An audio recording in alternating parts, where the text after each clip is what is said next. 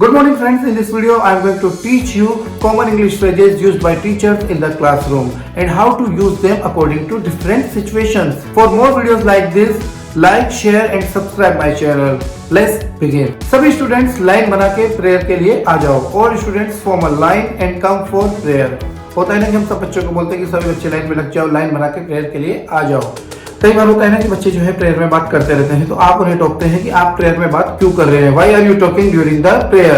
अगर आपने प्रेयर में बात की तो मुझे आपके खिलाफ अगली बार कार्यवाही करनी होगी, आपके खिलाफ मुझे एक्शन लेना होगा.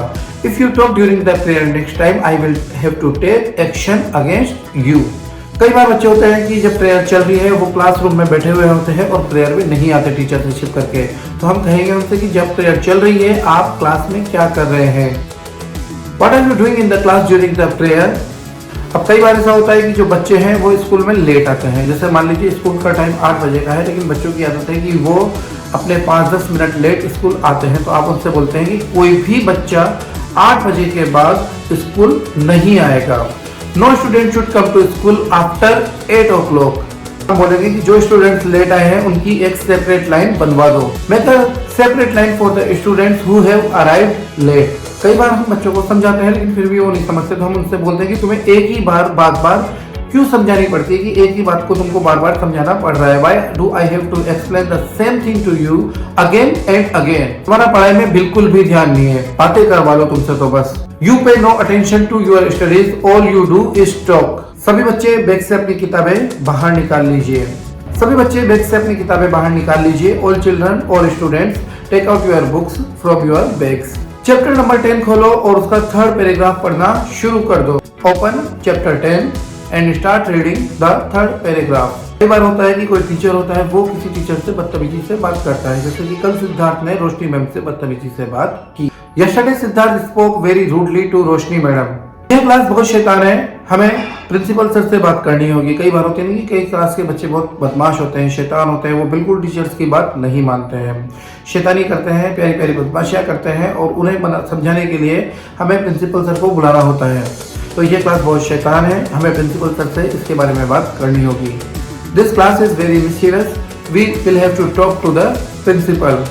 कई बार कोई बच्चा होता है पूरी क्लास डिस्टर्ब करके रखता है और टीचर्स को पढ़ाने नहीं देता. रोहित क्लास में टीचर्स को पढ़ाने नहीं देता, पूरी क्लास डिस्टर्ब करके रखता है. Rohit doesn't let teachers teach in the class, he keeps disturbing the entire class. कई टीचर होते हैं जिनसे पूरी की पूरी क्लास डरती है, जैसे कि मिस्टर अजय हैं, उनसे पूरी क्लास डरती है. The entire class trembles of mister Ajay. Trembles of यानी डर के मारे कांपती है, थर कांपती है डर के मारे. तो the entire class trembles of mister Ajay यानी कि पूरी क्लास मिस्टर अजय से डरती है. कई बार टीचर कहते हैं कि कल मैं नहीं आऊंगा, तो कल अपनी इंग्लिश की नोटबुक लेकर मत आना, कल मैं लीव पर रहूंगा. Don't bring your English notebooks tomorrow, I will be on leave. यह स्टूडेंट क्लास में बहुत ज्यादा बोलता है. This student talks a lot in the class. मुझे एक बात समझ में नहीं आती, तुम्हारा पढ़ाई में ध्यान क्यों नहीं है. I don't understand one thing. Why don't you pay attention to your studies? अगर तुम पढ़ोगे नहीं तो तुम फेल हो जाओगे. If you don't study, you will fail. अपनी नोटबुक्स निकाल लीजिए और बोर्ड पर जो हेडिंग है उसे देखकर आप उतार लो. Take out your notebooks and copy down this heading from the board. कई बार हम कहते हैं कि ये लड़का बहुत प्रॉमिसिंग है, बहुत अच्छा है और ये बड़ा होकर जरूर कुछ ना कुछ अच्छा करेगा. राज बहुत होनहार लड़का है, बहुत अच्छा लड़का है और ये बड़ा होकर कुछ ना कुछ अच्छा करेगा.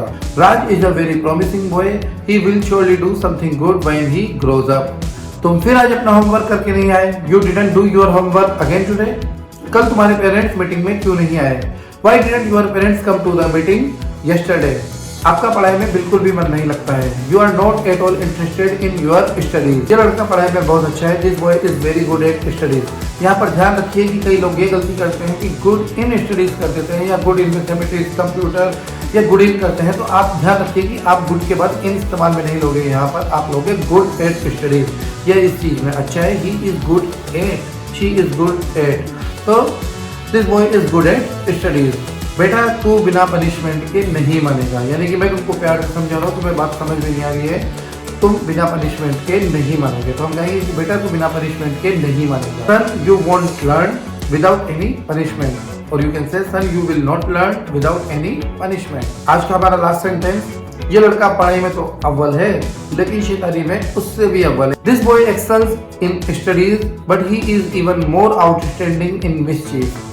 For such videos, like, share and subscribe.